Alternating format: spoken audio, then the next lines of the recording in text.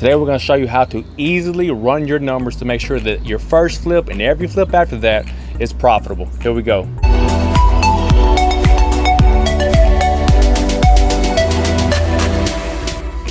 Hey guys, welcome back to REI Simplified. I'm your host, Adam Johnson. We break down complex real estate situations and scenarios for people like me and you, the beginning investor.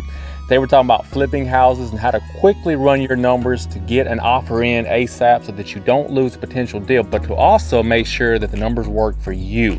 I'm gonna jump right into it, and I realize I keep this very simple, and this is literally the formula that I use every day when we're looking at potential leads, potential flips. First thing first, the most important number that you're going to work with when flipping houses is your ARV, your after repair value. What is ARV?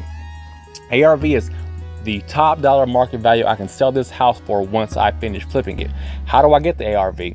What I do is I typically send the listing information to a few realtors. I get at least 3 different comps. What are comps? Comparables.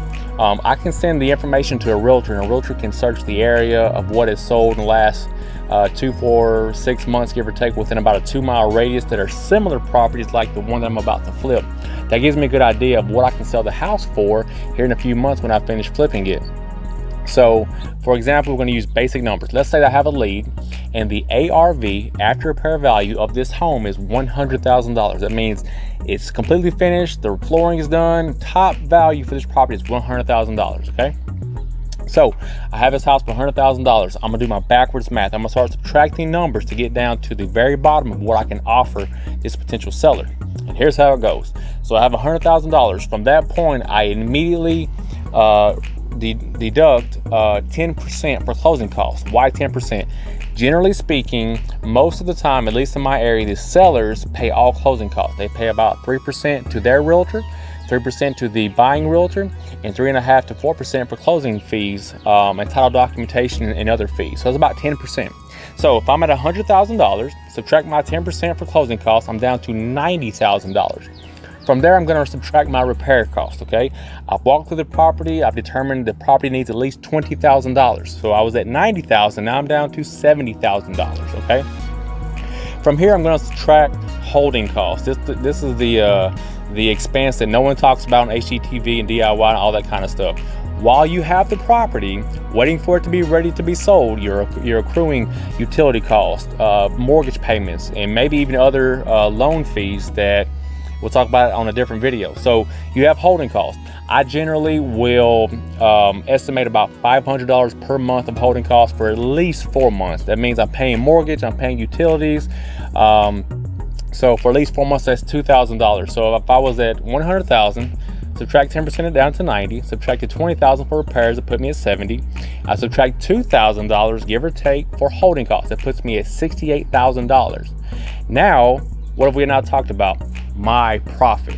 What do I want out of this property to make it worth my time? Generally speaking, I want to make at least $20,000. If I make more, great. If I make a little bit less, still good. But when I run my numbers, I usually, depending on the size of the house, and depending on how much risk I'm taking, meaning how much I'm putting into this property, I want at least $20,000. So let's use $20,000. So while we were at $68,000, after I did all my deductions, now we're going to deduct my $20,000 off the top of from $68,000. It puts me down to $48,000. Okay. Generally speaking, everything goes well. We flip the house, we sell it in a few months. I will make $20,000 if I can buy this house for $48,000. All right. Now, this is my MAO, my maximum allowable offer. I cannot go higher than $48,000 for this seller. When I start negotiating, do I start at $48,000? Absolutely not. When I go in to talk to the seller, after I ran my numbers and I know that $48,000 is my MAO, my maximum allowable offer, I'm gonna start around $39,900, okay? Maybe $40,000, but you never start at the end. You never start, because you have no room for negotiations.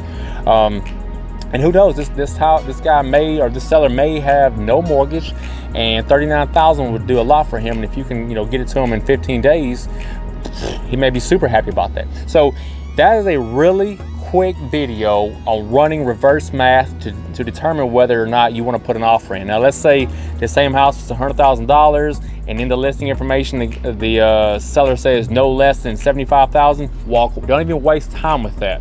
But if you see in the listing information that the house is 30 years old, one owner and motivated seller, those are all really strong, like they're pointing to you in the right direction. Like, let's go put an offering on this house. So ARV minus closing cost, minus repair cost, minus holding cost, minus my profit, that's what I can offer. So guys, I hope you got something out of this. I'm gonna try to bring as much value as possible. Please like and subscribe, share with a buddy. Why not? It's free. Until the next video, it's been a pleasure. We'll see you guys later.